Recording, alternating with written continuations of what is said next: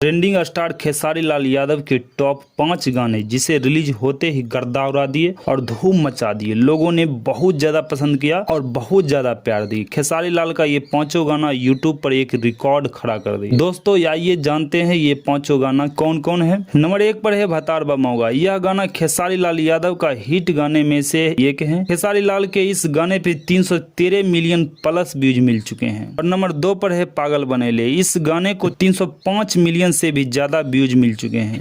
इस गाने को प्रियंका सिंह और खेसारी लाल यादव ने गाए थे। नंबर 3 पर है लहंगा लखनऊआ। यह गाना सुपर डुपर हिट हुआ क्योंकि इसे अंतरा सिंह और खेसारी लाल यादव ने गाए थे। इस गाने पे 297 मिलियन से भी ज्यादा व्यूज मिल चुके हैं।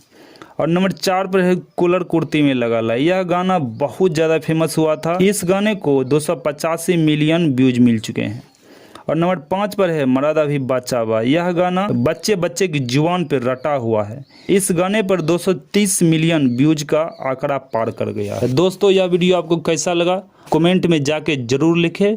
मिलते हैं नेक्स्ट वीडियो में।